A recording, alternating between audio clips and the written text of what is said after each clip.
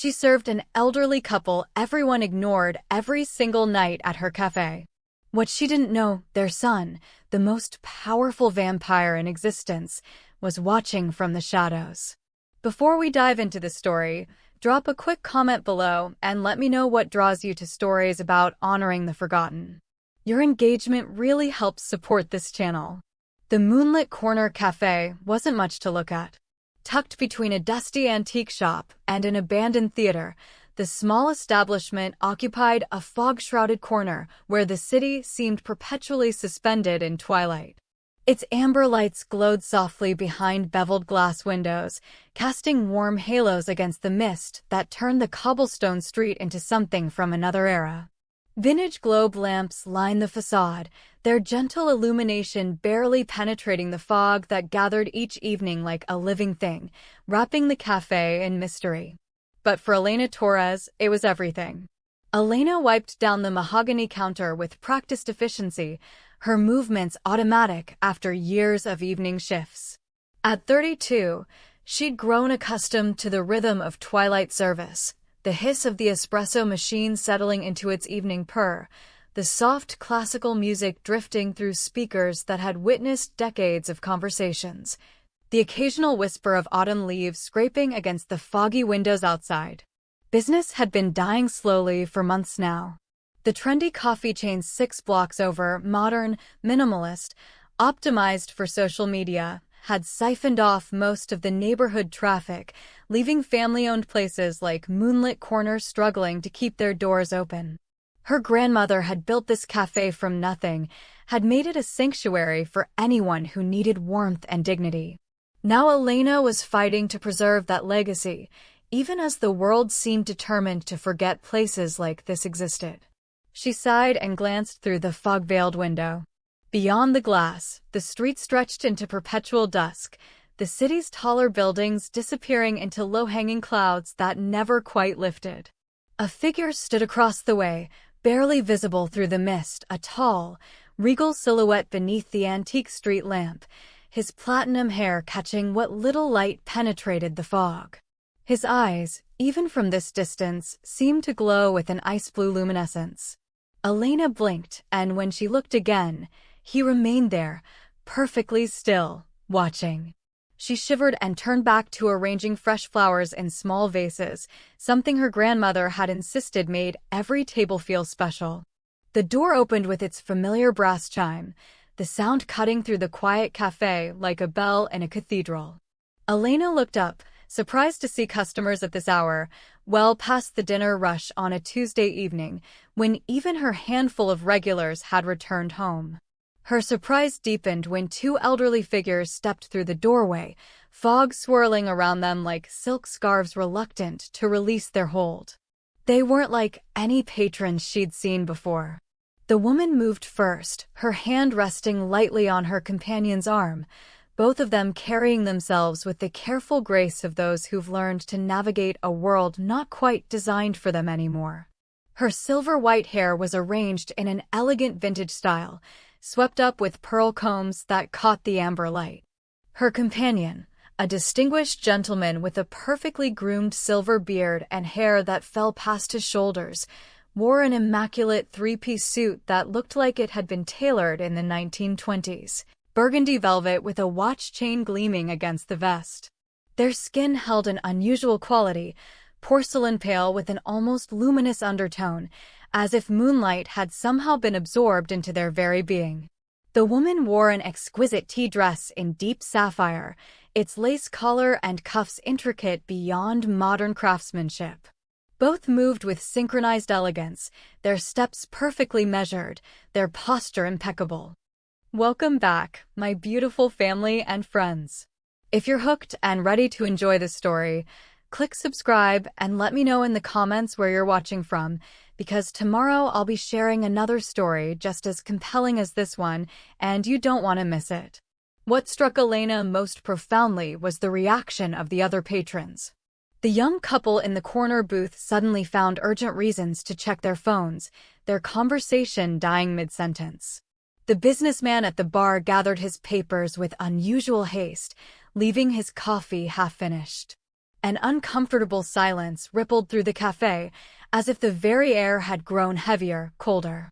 The elderly couple seemed to notice, their expressions betraying nothing, but Elena saw the slight stiffening in the woman's shoulders, the way the gentleman's hand tightened almost imperceptibly on his walking stick. A beautiful piece of carved ebony topped with a silver handle shaped like a crescent moon.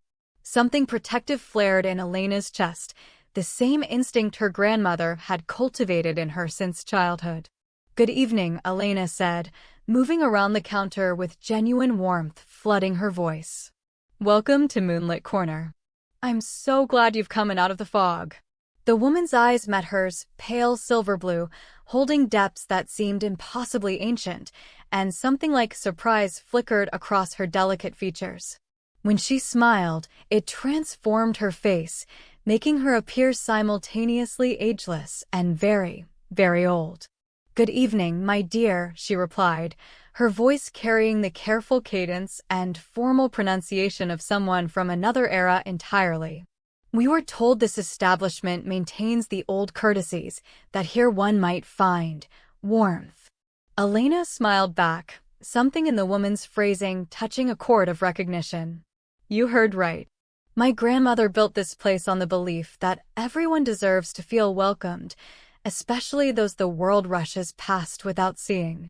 The gentleman inclined his head, a gesture of such old-world courtesy that Elena felt transported.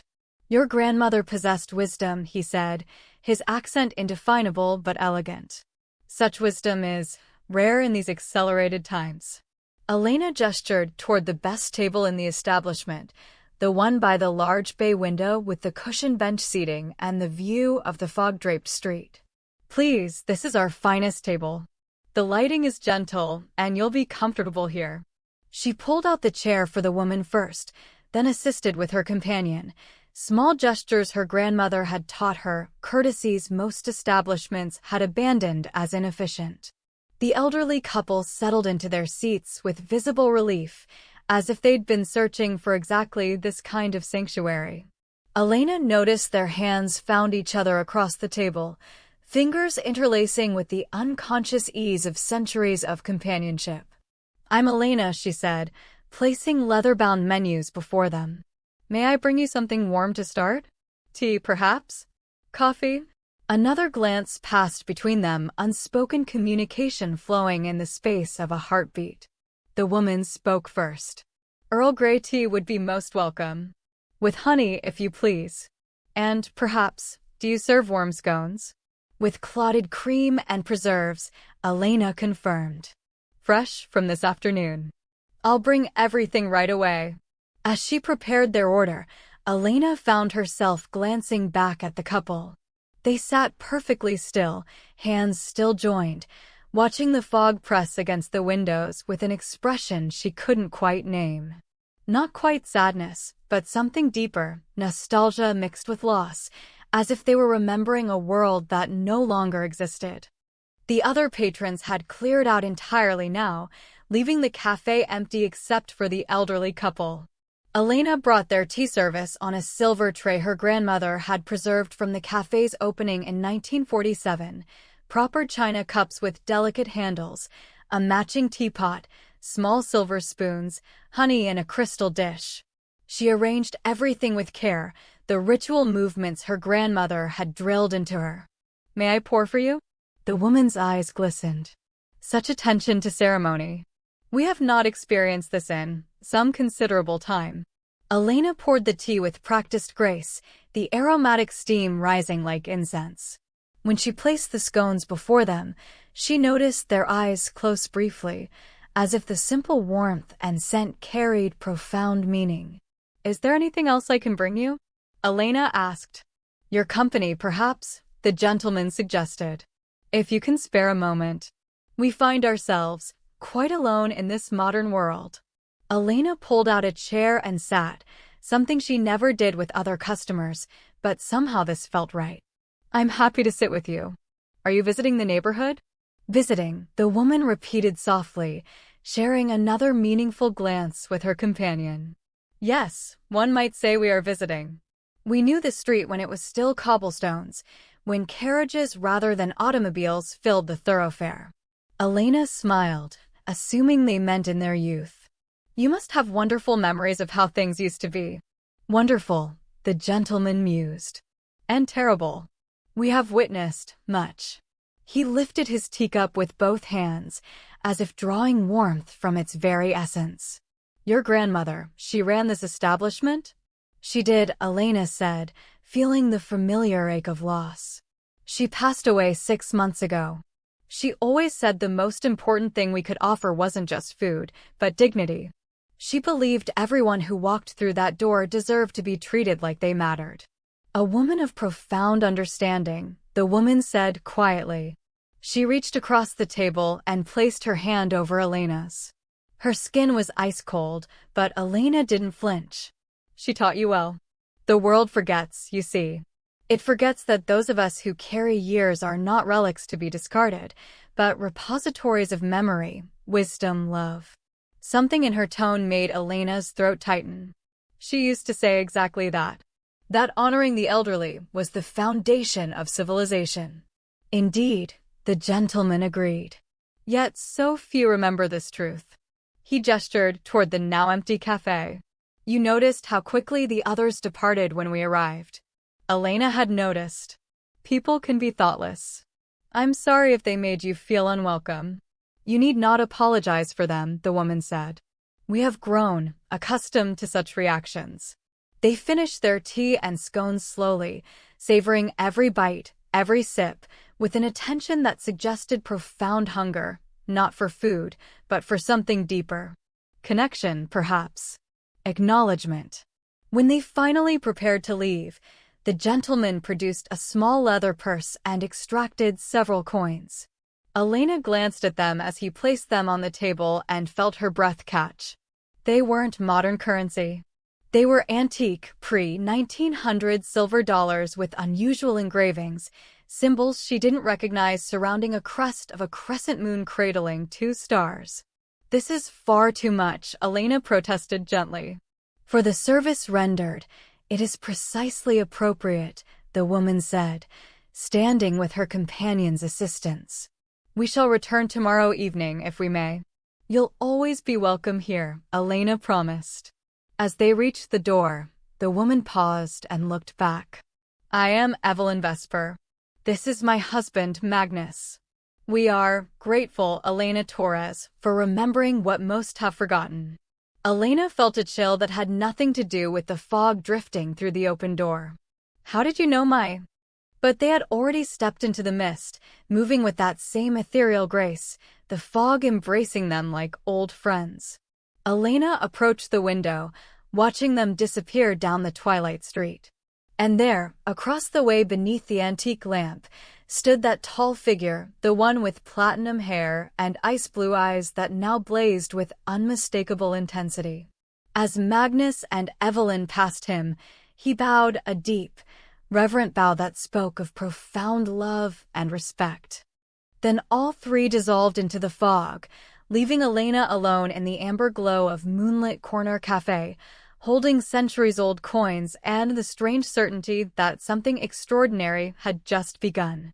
Outside, the mist swirled with deliberate patterns, and if Elena had known what to look for, she would have seen the silver sigil beginning to form on her doorframe, a crescent moon cradling 2 stars, the mark of an ancient protection awakening after generations of dormancy. Lucian Vesper, Vampire King, Lord of the Undying Courts, stood in the fog watching the small cafe glow against the darkness, and for the first time in 3 centuries, he felt something he'd thought lost forever: hope. They returned the following evening at precisely the same hour, emerging from the fog like figures stepping through a veil between worlds. Elena had prepared for them without quite understanding why, their corner table reserved with a small card reading, Vesper, fresh lilies arranged in the crystal vase her grandmother had saved for special occasions, the finest tea service already warming beside the register. When Magnus and Evelyn entered, Evelyn's face illuminated with such genuine pleasure that Elena felt her preparation validated in ways no tip ever could. You remembered, Evelyn said softly, settling into her seat as Elena draped a cashmere blanket across her shoulders. The cafe's autumn chill seemed to affect her particularly. "Of course," Elena replied, pouring their Earl Grey without needing to ask. "I hoped you'd come back." And so a pattern established itself. Each evening, as twilight deepened into that peculiar not-quite night, the neighborhood seemed suspended within.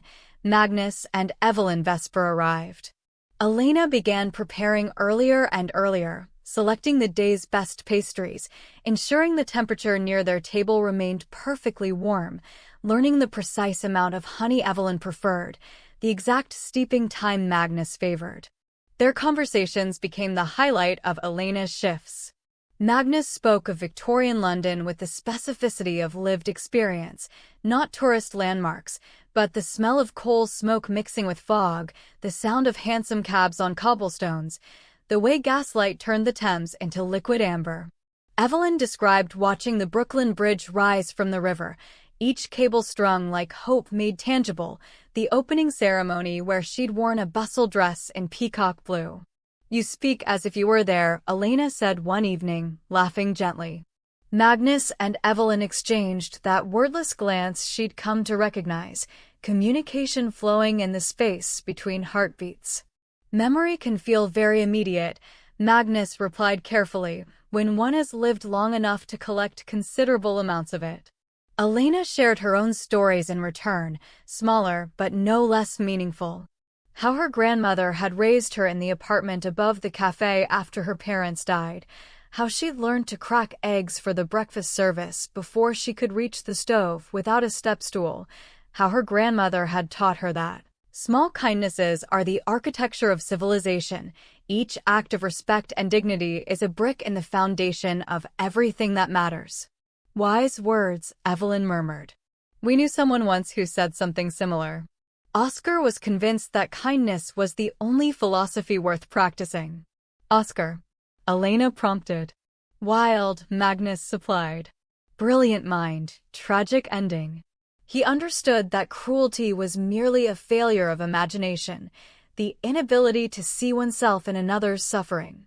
Elena blinked. They spoke of Oscar Wilde as one might speak of an old acquaintance, not a historical figure. Strange things began happening in their presence, small impossibilities Elena couldn't quite rationalize away. When Magnus laughed at one of her stories, a deep, genuine sound that filled the cafe with warmth, the antique regulator clock behind the counter ran backward, its hands sweeping counterclockwise for 3 full seconds before resuming their proper direction. When Evelyn rose to visit the restroom, Elena glimpsed her reflection in the beveled mirror and gasped. It appeared translucent, like looking at someone through water or ancient glass. Marcus, the young barista Elena had hired to help with evening service, pulled her aside after the Vesper's third visit. "There's something wrong about them," he whispered urgently, glancing toward where the elderly couple sat wreathed in fog from the open window. "Have you noticed they never actually eat anything? They order food, but it just sits there. And the temperature, it drops 10 degrees whenever they arrive." Elena felt defensive protectiveness flare in her chest. "They're just old, Marcus. Maybe they have dietary restrictions they're embarrassed about. Maybe their circulation is poor so they don't notice the cold. They deserve warmth and respect, not suspicion." "I'm just saying it's weird," Marcus muttered, but he dropped the subject. Elena noticed other things too. The platinum-haired figure across the street appeared every evening now without fail, arriving moments before the Vespers, departing moments after. Tall and regal, dressed in dark clothing that seemed to absorb light rather than reflect it, he stood beneath the antique street lamp watching the cafe with ice-blue eyes that glowed faintly in the fog. She'd catch Magnus glancing toward him occasionally, a small smile playing at his lips, or Evelyn lifting her hand in a subtle gesture that might have been acknowledgement or blessing. "Who is he?" Elena finally asked one evening, unable to contain her curiosity. "The man who watches every night." Evelyn's expression softened with profound tenderness. "Someone very dear to us. Someone who's been searching for something important and believes he may have found it here." The Vespers began teaching her things her grandmother never had, refinements of etiquette from eras long past. Evelyn demonstrated the proper angle for pouring tea to prevent splashing, the significance of which spoon one selected for which course, the lost language of calling cards and formal visits. Magnus shared observations about patience, about the art of listening deeply, about how the world moves so fast now that everyone forgets speed without wisdom is just noise.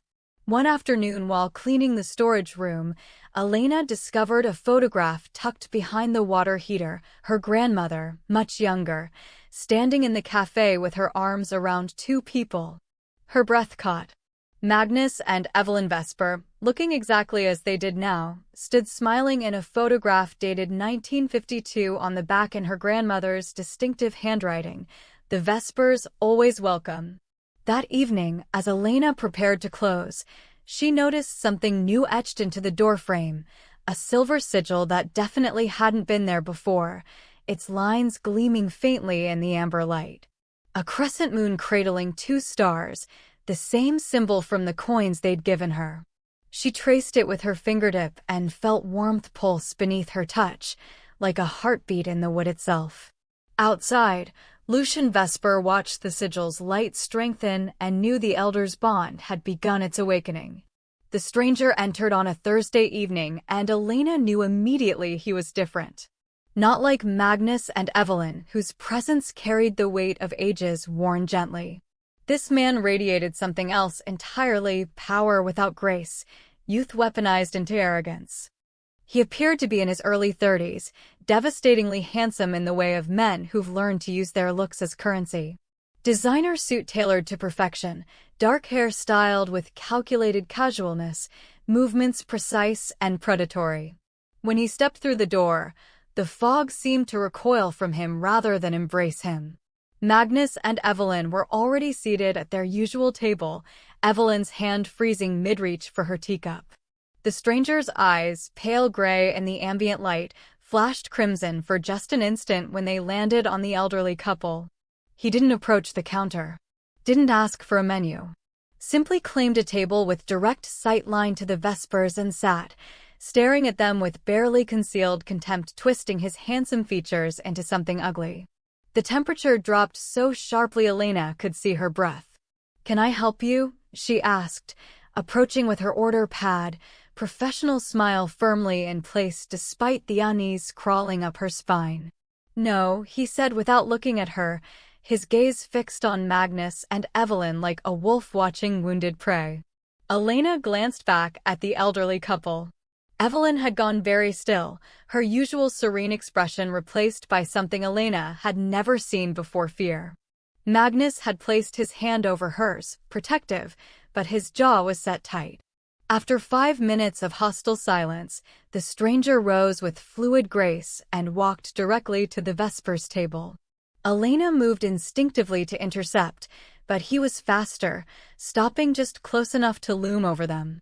"Still clinging to your pathetic existence, I see," he said, his voice smooth as poisoned honey. "How quaint. Do you actually enjoy the charade? Playing at humanity in this mediocre establishment, pretending you're still relevant." Magnus set down his teacup with deliberate care, meeting the stranger's gaze with quiet dignity that somehow made him seem taller despite remaining seated. "Darius, your manners haven't improved in 3 centuries. Still confusing cruelty with strength, I see. 3 centuries. The words hung in the air like smoke. Elena stepped between them, her heart hammering but her voice steady. "Sir, if you're not ordering, I'll have to ask you to leave. This is a place of respect, and you're disturbing my customers." Darius, if that was really his name, finally looked at her, and Elena felt the weight of that gaze like ice water in her veins. His eyes had gone fully red now, no longer bothering with the pretense of humanity. "Respect?" He laughed, the sound sharp and cruel. "For these relics? For the weak and fading? You waste your compassion, human. They're obsolete. Remnants of an age that should have died centuries ago." Elena felt her grandmother's teachings rise up in her like armor. "Everyone who enters here deserves dignity. That's not negotiable." Now leave, or I'll call the police. Darius smiled, revealing teeth that seemed slightly too sharp. The police. He savored the words mockingly. How delightfully naive. He turned back to Magnus and Evelyn, his expression hardening. The Eclipse Covenant doesn't tolerate sanctuaries for the obsolete. Neither should you, little human. This ends. Soon. He swept out without another word, the door slamming behind him with enough force to rattle the windows. The fog swallowed him instantly. Elena rushed to the Vespers table. Evelyn was trembling, the first time Elena had seen her composure crack, and Magnus' hand shook slightly as he reached for his teacup. What was that about? Elena demanded, sitting across from them. Who is he? What did he mean about a covenant? Magnus exchanged a long look with Evelyn before responding carefully. There are those who believe the old have no place in the new world. That we should step aside. Make room for the young and strong. Darius Blackthorn leads such a faction. But why target you specifically? You're just... Elena stopped, really looking at them for the first time with new eyes. The impossible stories. The archaic speech. The way time seemed to bend around them. What are you? Old, Evelyn whispered. Very, very old. And to some, that makes us dangerous. Not because of what we can do, but because we remember what they'd prefer forgotten. After they left earlier than usual, Magnus supporting Evelyn with unusual solicitude, Elena pulled out her phone with trembling fingers. She searched Vesper family, then Vesper European nobility, then finally, feeling foolish, Vesper vampire. The results made her blood run cold. Legends. Folklore. Academic papers discussing myths of the progenitors, the first vampires, the original bloodline from which all others descended. Magnus and Evelyn Vesper, supposedly 900 years old, last seen in Vienna in 1823 before vanishing from historical record. Marcus found her at the counter, staring at her phone screen. Elena, I can't do this anymore. Those people, they're not human. That guy who came in tonight? His eyes turned red. Red. And the way the temperature drops, the weird shit with the clocks and mirrors, I'm done. I quit. Marcus, please. There's something unnatural happening here, he said, already untying his apron. I'm sorry, but I'm not getting involved in whatever this is. He left, and Elena was alone.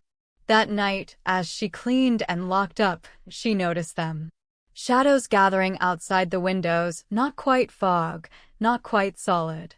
Figures in dark clothing standing motionless across the street, watching the cafe with eyes that reflected no light. The sigil on the doorframe began to glow, faint silver light pulsing like a heartbeat. And there, stepping into full view beneath the street lamp, stood the platinum-haired figure who'd watched every evening. Lucian Vesper, she knew somehow, knew it absolutely. He was taller than she'd realized, regal in bearing, his ice-blue eyes blazing with protective intensity as he positioned himself between the cafe and the gathering shadows. His message was clear, they would have to go through him first. Elena turned off the lights, but she didn't leave. Instead, she sat in the darkness, watching the silent standoff outside, and understood that something far larger than a simple act of kindness had been set in motion. The war for the old was beginning, and somehow, impossibly, her grandmother's cafe had become the battlefield. When Magnus and Evelyn arrived the following evening, Elena's breath caught. They looked different, diminished somehow, as though they were becoming less solid, less present. Evelyn's features had taken on an almost translucent quality, like looking at someone through frosted glass. Magnus moved more slowly, leaning heavily on his ebony cane, and when the amber light caught them, Elena could almost see through their edges to the booth behind them. They were fading. The cafe was mercifully empty. No one had come in since the incident with Blackthorn, as if some invisible warning had been posted. Elena locked the door, flipped the sign to closed, and carried their tea service to the table herself. No more pretending, she said quietly, sitting across from them. What's happening? What are you really? The silence stretched long enough that Elena wondered if they would answer at all. Then Evelyn reached across the table, her ice-cold hand covering Elena's warm one, and spoke with a voice that carried the weight of centuries. "We are what your grandmother knew us to be, the first of our kind. Vampires." Elena should have felt fear. Should have recoiled, run, called for help. Instead, she felt her compassion surge stronger, the same protective instinct that had made her defend them against Blackthorn's cruelty. "How long?" 900 years, Magnus said, his voice weary in a way that transcended physical exhaustion. "We were created in the 12th century, turned against our will during the Crusades. We've watched empires rise and crumble, seen humanity at its most glorious and most monstrous. We've outlived children, grandchildren, entire family lines forgotten to time. And you've been coming here because..." Evelyn's translucent fingers tightened around Elena's. "We don't hunt anymore. We stopped feeding centuries ago, after we realized that survival without purpose is just a slower form of death. We simply exist now. And we search for what we once were: human connection, warmth, dignity. The things that made life worth living before we became what we are. Most humans fear us when they sense what we are," Magnus continued. "Or they ignore us, instinctively uncomfortable without knowing why. Your grandmother was different. She knew Elena. She knew exactly what we were, and she treated us like people, not monsters. She gave us sanctuary when we had none. And now you do the same." Elena's mind raced, connecting pieces. The photograph from 1952. She knew even then. "She knew from the first night we entered," Evelyn confirmed. "And she chose kindness anyway." She said, her voice cracked slightly, she said that how we treat the forgotten says more about our humanity than how we treat the celebrated. Elena looked toward the window, where the platinum-haired figure stood in his usual position, though now she could see him clearly in the lamplight. "The man who watches every night. Who is he?" Magnus' expression transformed, centuries of love softening every line of his ancient face. "Our son, Lucian, the Vampire King. He rules the immortal courts across every realm and dominion. But he's been searching for something we thought lost forever, proof that humanity still has heart. That the world we helped build, the one that valued wisdom and compassion over strength and cruelty, hasn't been completely forgotten." "The Eclipse Covenant," Elena said, remembering Blackthorn's words. "They want you gone because you represent something they're trying to erase." "Precisely," Magnus confirmed. "We are young vampires who believe the old ways are weakness. To them, our existence is shameful, proof that vampires once coexisted peacefully with humans, that we once valued connection over domination. Blackthorn leads them. He wants to erase us and any memory that compassionate vampirism ever existed. He wants a world where power means predation, where the old are discarded as obsolete." The pieces fell into place with terrible clarity.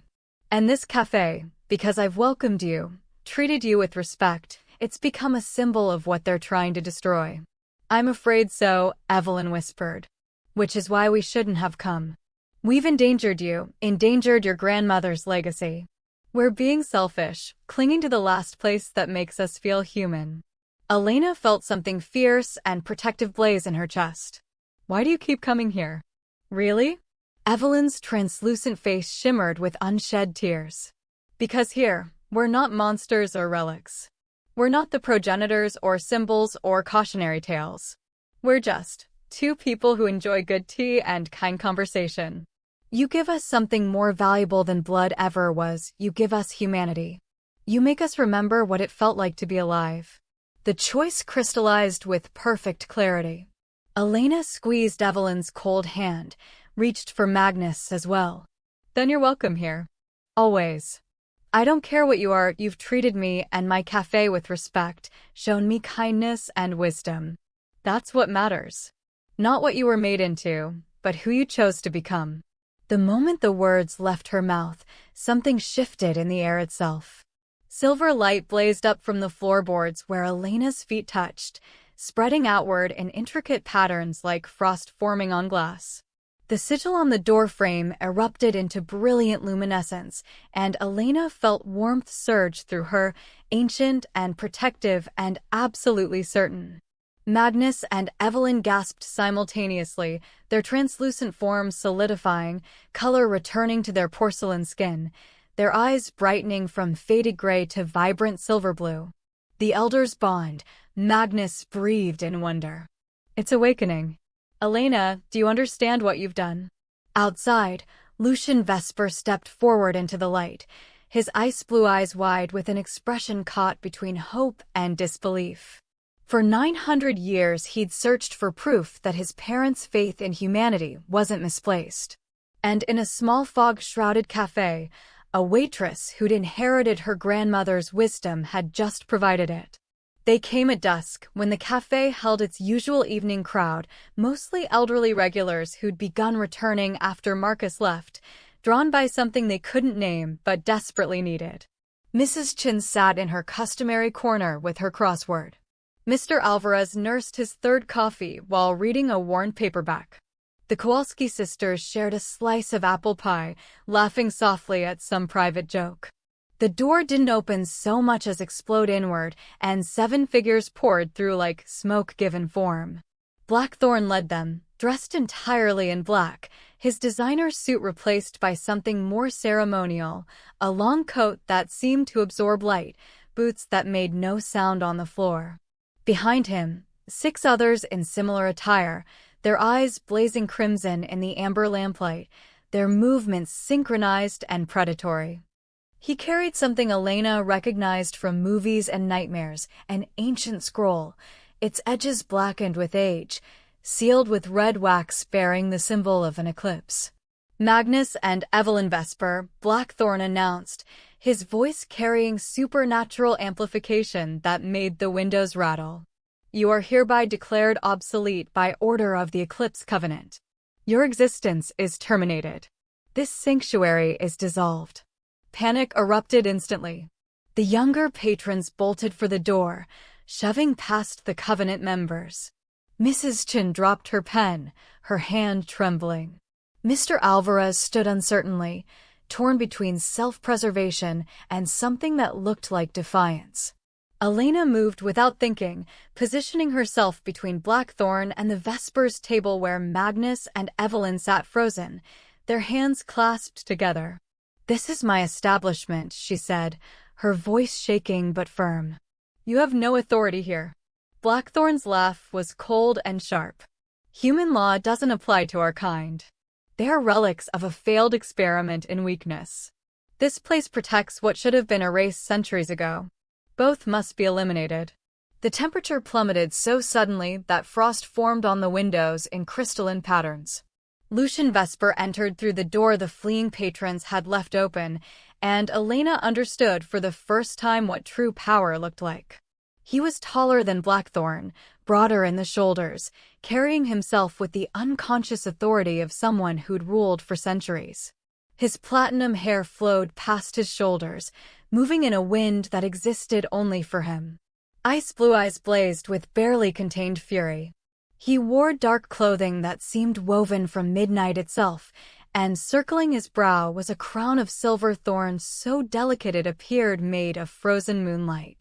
You dare, he said, his voice dropping the temperature another 10 degrees, threaten my parents in a place of peace? Blackthorn turned, and for an instant Elena saw fear flicker across his features before arrogance reasserted itself. My lord, surely you see they weaken your rule. The old ways they represent, coexistence, mercy, compassion, make us appear soft, domesticated. We should be feared, not tolerated. These relics make us look like pets begging for scraps of human approval. Lucian's expression could have frozen the sun. I will determine what strengthens or weakens my rule. Not you, Darius. Then let me prove their obsolescence, Blackthorn said, raising the scroll. I invoke the trial of relevance. Ancient law, my lord, even you cannot deny it. Let the human choose. Stand with the obsolete and burn, or step aside and live. Her choice will prove whether they're worth protecting. Every eye turned to Elena. She felt Magnus start to rise, heard Evelyn whisper, "No, child, save yourself," but her grandmother's voice echoed louder in her memory. "Small kindnesses are the architecture of civilization." "I stand with them," Elena said clearly. Mrs. Chen's voice cracked through the tension. "If Elena stays, we stay." Mr. Alvarez moved to stand beside her. "She's right. You don't get to decide who matters." The Kowalski sisters, ancient and fragile, linked arms. "We're not leaving." Something shifted in Elena's chest, understanding, purpose, defiance transformed into ritual. She moved to the counter with deliberate calm and began preparing tea. Not quickly, but with the elaborate ceremony Evelyn had taught her. She carried the first cup to Magnus and Evelyn, serving them with formal grace, treating their advanced age as the honor it deserved. The silver sigil on the door frame blazed brighter. She served Mrs. Chen next, then Mr. Alvarez, then the Kowalski sisters, each cup presented with dignity and care. With each act of respect for the elderly, the silver light intensified, spreading across the floorboards in intricate patterns. Blackthorn's face contorted with rage. He broke the seal on the scroll, and it unfurled with a sound like bones cracking. Ancient symbols covered the parchment, and as Elena watched in horror, they began to smoke, not with normal fire, but with something worse. Temporal fire, she understood instinctively. Flame that didn't burn flesh, but consumed time itself, aging and withering everything it touched. The fire spread from the scroll like mercury, pooling on the floor, seeking the aged human and vampire alike. Outside, the fog transformed. No longer the gentle mist that had cradled the cafe in twilight mystery, it became something malevolent and hungry, pressing against the windows like thousands of grasping hands. The glass creaked under the pressure. The fog had eyes now, crimson eyes, dozens of them, watching and waiting. Magnus pulled Evelyn close as the temporal fire advanced toward their table. Elena continued serving tea, her hands steady despite her racing heart, and where she walked with dignity and purpose, silver light pooled and the temporal fire recoiled, hissing like a living thing denied its prey. Lucian moved to stand between his parents and Blackthorn, his power radiating outward like winter itself given consciousness. The trial of relevance had begun, and the prize was nothing less than the right of the old to exist. The temporal fire spread like liquid mercury across the cafe floor, moving with horrible intelligence. It wasn't searching randomly, it hunted age, drawn to the elderly like iron to a magnet. Where it touched, reality withered. The fresh lilies on the Vespers table crumbled to dust in seconds. The mahogany counter grayed and cracked, centuries of aging compressed into heartbeats. The vintage photographs on the walls yellowed and dissolved, leaving only empty frames. Mrs. Chen cried out as the fire licked toward her feet, and Elena watched in horror as the woman's hands began to spot and wrinkle beyond their already advanced years, veins standing out like cords beneath paper-thin skin. "Tea strengthens us," Elena said loudly, grabbing a tray with shaking hands. "We don't run. We remember who we are." She continued her ceremony of service, moving between the elderly patrons with deliberate grace despite the supernatural fire spreading across her grandmother's cafe. She poured for Mr. Alvarez with the formal precision Evelyn had taught her, treating the act as sacred ritual rather than simple hospitality. Where she walked with purpose and respect, silver light pooled beneath her feet, and the temporal fire recoiled as if burned by something purer than itself. The protection spread in her wake, not a wall, but a living shield built from dignity and compassion. But it wasn't enough. Magnus and Evelyn were fading faster now, becoming translucent again, their edges blurring like watercolors in rain. The temporal fire had been specifically designed to erase them, to eliminate the progenitors and any memory of what they represented. Lucian roared, a sound that shattered the remaining intact windows and engaged Blackthorn directly. The other 5 Covenant members moved to intercept him, and suddenly the cafe became a battlefield that existed across multiple dimensions simultaneously. They fought through reflections, appearing in the beveled mirrors, the glass cabinet doors, the shattered window fragments, moving faster than human eyes could track. Elena caught glimpses, Lucian's crown of silver thorns blazing ice blue, his hands moving in patterns that left frost in the air. Blackthorn wielding the temporal fire like a whip, aging everything it touched. The Covenant members attacking from impossible angles, their crimson eyes leaving trails in the darkness. But Lucian was outnumbered. 6 against 1. For every blow he landed, 2 more found their mark. Frost spread across his coat where temporal fire had grazed him, and Elena realized with dawning horror that even the Vampire King could be wounded by time itself. Mrs. Chin struggled to her feet, her aged hands trembling as she reached for the teapot Elena had left on her table. "If this is how we fight," she said, her voice strengthened by determination, "then we fight together." She poured tea for Mr. Alvarez with elaborate ceremony, treating his advanced years as worthy of the finest service. The silver light brightened around them both. The Kowalski sisters joined in, serving each other with exaggerated courtesy, remembering forgotten etiquettes from their youth. Mr. Alvarez bowed formally to Mrs. Chin before accepting his cup. Each act of respect, each gesture that honored rather than pitted age, pushed back the temporal fire another inch. Understanding crashed through Elena like a wave. "It's not about fighting," she called out, her voice carrying over the supernatural combat. "It's about remembering what matters, honoring age, respecting wisdom, refusing to discard people just because the world has moved past them." She dropped to her knees before Magnus and Evelyn, the temporal fire mere feet away now, its mercury surface reflecting their fading forms. With hands that no longer shook, she prepared their tea exactly as Evelyn had taught her weeks ago, the ancient ritual from a century-long past, when service was art and respect was currency more valuable than gold. She performed each step with reverent precision, warming the cup, measuring the leaves, pouring from the proper height, presenting it with both hands and a formal bow that acknowledged 900 years of endurance, wisdom, and gentle dignity. "You matter," Elena said clearly. "Not despite your age, but because of it. You carry memory. You carry proof that kindness survives. You carry hope." The elders' bond detonated. Silver gold light exploded from Elena like a supernova, spreading through the floorboards, up the walls, across the ceiling. It flowed through every patron who'd participated in the ceremony of respect, Mrs. Chin, Mr. Alvarez, the Kowalski sisters, connecting them in a web of luminous protection that declared with absolute certainty, "The old are sacred, and this ground is hallowed." The temporal fire recoiled with a sound Elena would never forget, like centuries collapsing, like the death rattle of entropy itself, a scream that existed across all frequencies simultaneously. But the elders' bond didn't merely protect. It restored.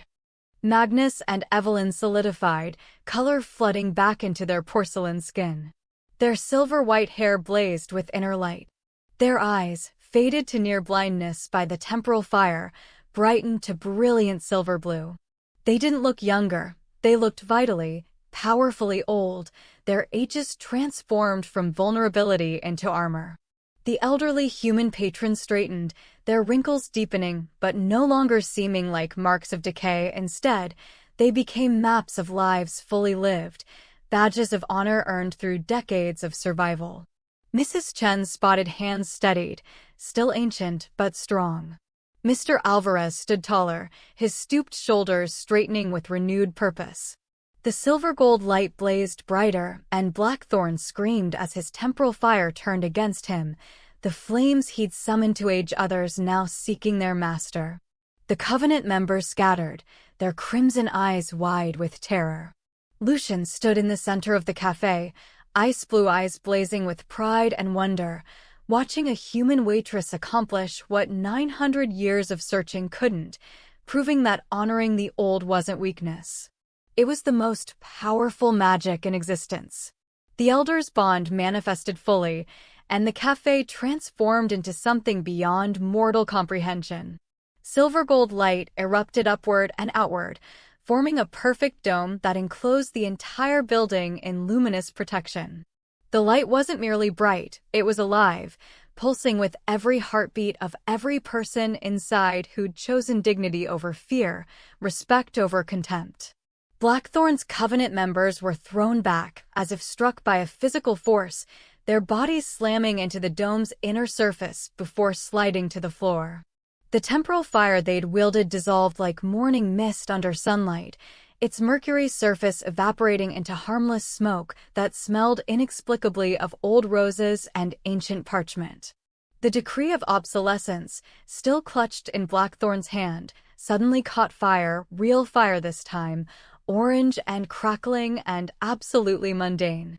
He dropped it with a cry, and they all watched as 900 years of accumulated hatred and prejudice burned to ash on the cafe floor. Impossible. Blackthorn raged, his handsome face contorted into something monstrous. The old are weak. That's the natural order. The young supplant the aged. That's how evolution works, how power flows. Elena stood, her legs shaking, but her voice steady as iron. The silver gold light seemed to concentrate around her, recognizing its anchor point. The old carry memory, wisdom, and proof we can survive anything. They've weathered wars and plagues and losses you can't imagine. That's not weakness, it's the foundation of everything strong. Without them, we're just children playing at power, repeating mistakes because we've forgotten the lessons already paid for in blood and tears. Magnus and Evelyn rose to stand beside her, no longer fading or translucent. They were fully present for the first time since the temporal fire had been unleashed, their 900 years of existence blazing from them like banners of survival and endurance. Evelyn's hand found Elena's, her touch still cold but now vital, strong. Lucian moved through the scattered Covenant members like winter's wrath, dispatching the last of them with elegant efficiency. They fled through the shattered windows into the fog, their crimson eyes extinguished, their arrogance replaced by primal terror. Then he turned to Blackthorn, and his ice-blue eyes held something beyond fury, disappointment, perhaps, or pity. "You wanted a trial of relevance?" Lucian asked, his voice carrying absolute authority. "Very well. My parents have proven their worth for 900 years. They've endured when others crumbled. They've chosen compassion when cruelty was easier. They've remained when fleeing would have been simpler." He stepped closer, and frost spread across the floor from his feet. "What have you proven, Darius?" "Only that you fear becoming what they are that one day. Despite all your power and youth and arrogance, you too will be old. And you're terrified no one will treat you with the dignity you've spent centuries denying others." Blackthorn's face went white with rage and recognition. With a desperate, animal sound, he lunged not at Lucian, not at Magnus or Evelyn, but at Elena. "If I eliminate the human, the bond breaks." Magnus moved faster than his apparent age should allow, positioning himself between Elena and Blackthorn's strike. The temporal fire that still wreathed Blackthorn's hands should have disintegrated Magnus on contact, 900 years compressed into instant oblivion. But the Elder's bond held. The silver-gold light intensified, blazing so bright everyone had to shield their eyes. And something profound began to happen to Blackthorn. He staggered backward, his hands flying to his face, and Elena watched in awe and horror as he began to age. Not the rapid decay of his temporal fire, but true aging living through time rather than being destroyed by it. His flawless skin developed laugh lines, then deeper creases. His dark hair silvered at the temples, then went fully white. His posture, so perfectly straight and arrogant, began to curve with the weight of decades, then centuries. He wasn't dying. He was living, experiencing every year he'd tried to steal from others, feeling the accumulation of memory and loss and wisdom that comes only from enduring. He crumbled to his knees, his hands, now spotted with age, trembling with the palsy of extreme antiquity, reaching toward Magnus and Evelyn. His voice cracked, ancient and humbled. I didn't understand the weight, the beauty, all those years, and I never. Tears streaked down his deeply lined face. The things you've carried, the losses you've survived. I'm sorry. I'm so sorry. Then, gently, like snow dissolving in spring sunlight, Blackthorn dissolved into silver light. Not destroyed, but transformed. His essence joined the Elder's bond, his lifetime of fear and cruelty transmuted into understanding that would strengthen the protection for all who came after.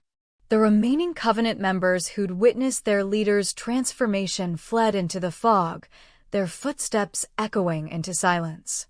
Elena's legs gave out, the adrenaline that had sustained her through the battle suddenly deserting her. She collapsed, but before she hit the floor, Lucian caught her with impossible speed and gentleness. He lowered her carefully into one of the booth seats, his ice-blue eyes studying her with something like reverence. You're exhausted, he said, and there was warmth in his voice she hadn't expected. The bond draws on your life force. He offered his wrist, a small gesture but laden with significance. This will heal you. I offer it freely, with no obligation, no cost. Elena looked at the pale skin, at the blue veins visible beneath, and shook her head despite her exhaustion. I don't need your blood, your majesty. I need you to honor what your parents represent. That's the only payment I want. Lucian stared at her for a long moment, then smiled, a genuine expression that transformed his regal features into something almost boyish. Done, he said simply. And it's just Lucian. Lucian Vesper, king of the Undying Courts, ruler of immortal realms across continents, knelt before Elena Torres on the worn linoleum of her grandmother's cafe. The gesture sent shockwaves through the remaining witnesses. This simply wasn't done, a sovereign bowing to a human, but Lucian's ice-blue eyes held only respect and something deeper. Gratitude, perhaps.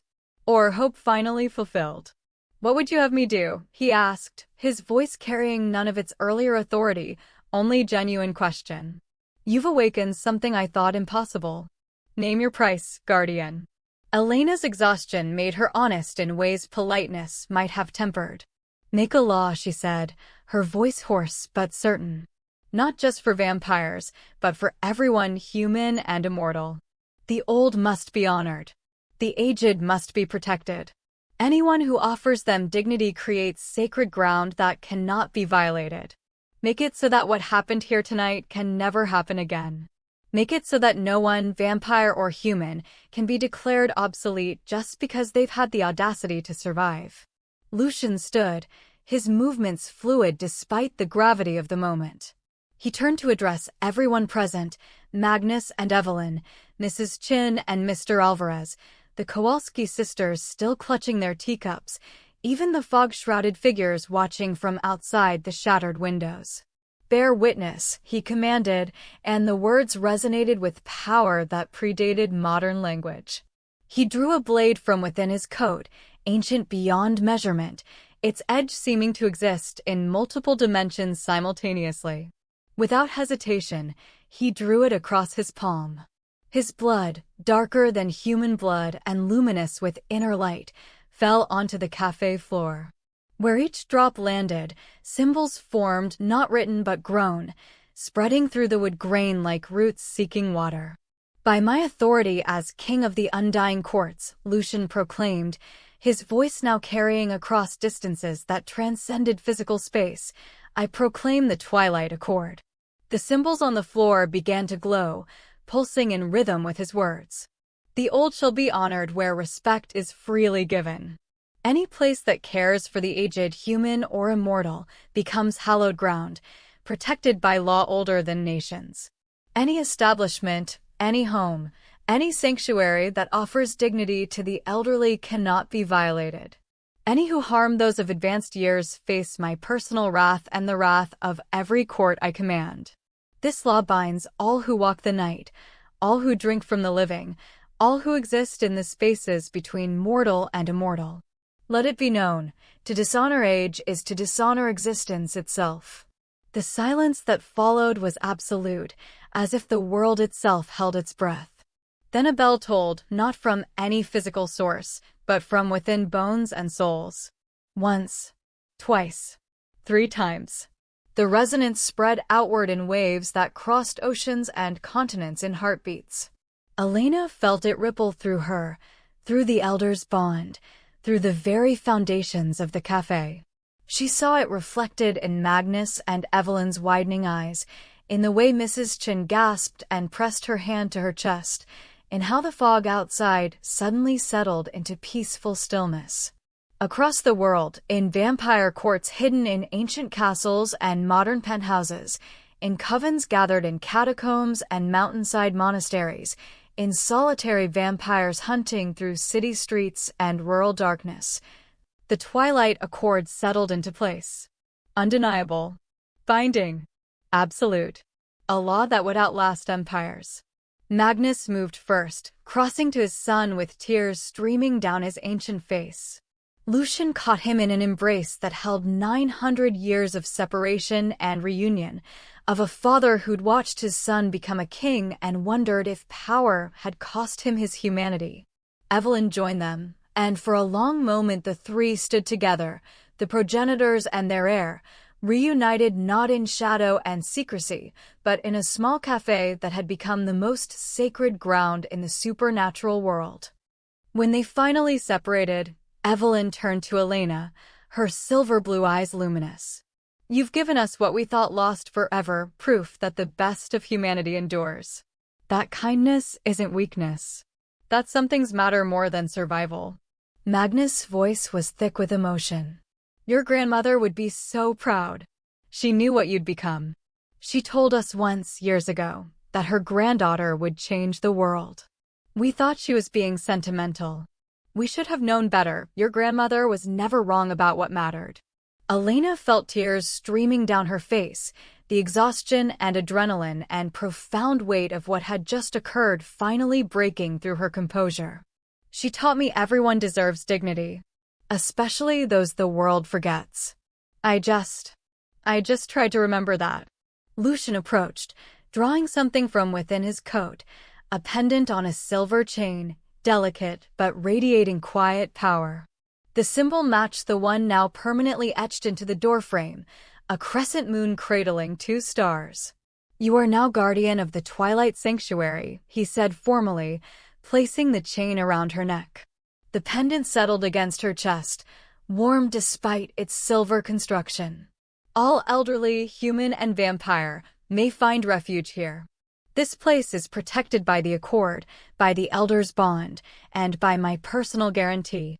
No harm will come to you or those you shelter. You have my oath, and the oath of every court I rule." Elena touched the pendant, feeling its weight, not heavy, but significant. Permanent. "The old will come here," Evelyn said softly, a smile playing at her lips. "Both kinds. Those who've been hiding, afraid of being declared obsolete. Those who've been wandering, searching for some place that remembers their value. Your little cafe just became the most important sanctuary in 2 worlds." Mrs. Chin stood on shaking legs, Mr. Alvarez supporting her elbow. "Does this mean," she asked tentatively, "that we're protected too? Just regular old humans?" Lucian turned to her, his expression gentle. "The Accord makes no distinction. Age is age, whether measured in decades or centuries. Here, and in any place that honors the elderly with genuine respect, you are sacred." The Kowalski sisters began to cry softly, and Elena understood. They'd spent years feeling invisible, disposable, their decades of life experience dismissed as irrelevant by a world obsessed with youth. Now they mattered. By law. By magic. By decree of the most powerful being in the supernatural world. The cafe glowed with silver gold light, and outside, the fog transformed back into gentle mist that cradled the building like a blessing. 6 weeks later, the moonlit corner cafe had been transformed. The shattered windows had been replaced with new glass etched with delicate patterns, crescent moons and stars that caught the perpetual twilight and scattered it into prismatic beauty. The damaged floor had been restored, the wood polished to a warm glow that seemed to emanate its own gentle light. The vintage fixtures had been repaired and enhanced, giving the entire space an atmosphere of timeless elegance. A new sign hung above the door, crafted in elegant silver script: Moonlit Corner Cafe, all elders welcome, Twilight Sanctuary. The clientele had transformed entirely.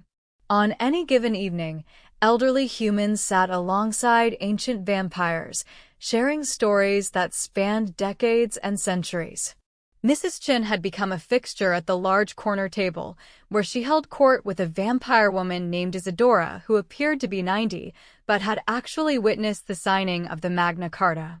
They'd become unlikely friends, Isadora teaching Mrs. Chin to knit with silver thread that glowed faintly under moonlight, creating patterns that held protective enchantments. Mr. Alvarez spent his evenings playing chess with a vampire elder who'd learned the game from Persian masters in the 13th century. The Kowalski sisters had adopted 3 vampire widows who'd been hiding in fear for decades, and together they formed a book club that met every Thursday to discuss literature spanning 8 centuries. Magnus and Evelyn arrived every evening at dusk without fail, their corner table perpetually reserved with fresh flowers and the finest tea service. They'd taken on the role of Elena's tutors, teaching her fragments of old languages: Latin, ancient Greek, medieval French. They shared the forgotten courtesies of courts long dissolved, the lost arts of vampire culture that young immortals had dismissed as obsolete. Under their patient instruction, Elena was becoming something unprecedented, a human scholar of vampire history and tradition. Other vampire elders had begun arriving from across the country, then across continents. Those who'd been hiding in remote locations, those who'd been forgotten by their own kind, those who'd been hunted by factions like the Eclipse Covenant, all found their way to the cafe wrapped in fog and amber light. The Twilight Accord had given them not just protection, but purpose. They were teachers now, historians, keepers of wisdom the younger generations desperately needed. Young vampires came too, initially skeptical but gradually humbled. They sat at the feet of elders who'd survived plagues and wars and centuries of persecution, learning that power without wisdom was just noise and fury. The cafe had become an informal academy, a place where immortal knowledge passed from ancient to young, ensuring nothing was lost to time's erosion. Detective Sarah Chin, no relation to Mrs. Chin, though they'd become friendly, had become the cafe's unofficial protection. She didn't fully understand what she was guarding, but she recognized something sacred when she saw it. She stopped by most evenings in uniform, her presence a bridge between human law and the supernatural compact that now protected this ground. Elena had hired new staff carefully selected for their patience and compassion, college students studying gerontology, retired nurses who understood the dignity of care, artists who saw beauty in aged faces and weathered hands. The cafe ran smoothly now, a well-oiled machine of respect and service. One evening, as autumn deepened toward winter, Lucian arrived, not in his regalia as vampire king, but simply dressed, his platinum hair loose around his shoulders, his ice-blue eyes warm rather than commanding. He sat with his parents without ceremony, and they welcomed him as any parents would welcome a beloved son coming home. Elena brought their tea service personally, the ritual perfected through weeks of practice under Evelyn's meticulous instruction. Every movement was precise, graceful, honoring the ceremony while making it appear effortless.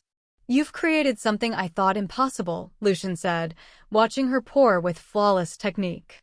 "A bridge between ages, between species, between what we were and what we're becoming. How did you do it?"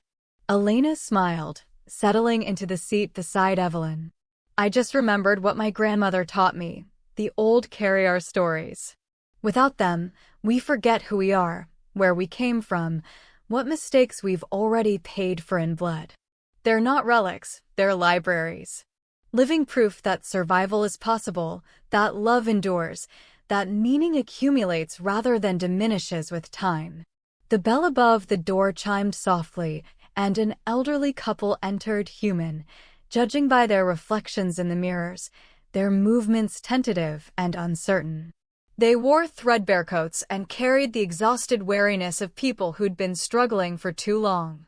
The man's hand shook with palsy, and the woman leaned heavily on a worn cane. Elena rose immediately, her smile genuine and welcoming as she approached them. "Welcome to Moonlit Corner," she said warmly. "Please, take the table by the window. It has the best view of the street. Let me bring you something warm." She guided them with gentle care to the prized window seat, brought them blankets without being asked, and returned moments later with steaming tea and fresh pastries. As she served them with the elaborate courtesy she'd perfected, treating their advanced age as the honor it deserved, silver light glimmered briefly in the floorboards beneath their table, so faint only those who knew to look would notice. Magnus squeezed Evelyn's hand, his ancient eyes bright. "There. Another bond forming. The accord spreads with every act of genuine respect. By next year, there will be 100 sanctuaries like this. By the next decade, 1,000. Outside, fog settled gently over the street, no longer threatening but protective, cradling the cafe in twilight mystery. The antique street lamps flickered to life, their amber glow soft and welcoming. Lucian stood at the window, his silhouette framed against the fog, watching his parents laugh with Elena over some story from centuries past. His expression held something rare for an immortal who'd ruled for 900 years. Contentment. Not the satisfaction of conquest or the pleasure of power, but the deep peace of knowing his parents were safe, valued, loved. Elena returned to their table, and they made room for her as equals, as family. She poured more tea with perfect grace, the steam rising like silver mist in the amber light, and around them the cafe hummed with conversations spanning centuries, stories of survival and loss, wisdom and foolishness, love that endured beyond death itself. In a world that worships youth and speed, Elena Torres had built a sanctuary for the slow, the aged, and the wise, proving that the truest power lies not in never growing old, but in honoring those who have. Thank you for watching this story to the end. If you enjoyed this story, you will surely love the next one. It's as interesting and even more intriguing as can ever imagine. So, do check it out. Click on the image showing on your screen right now to watch the next.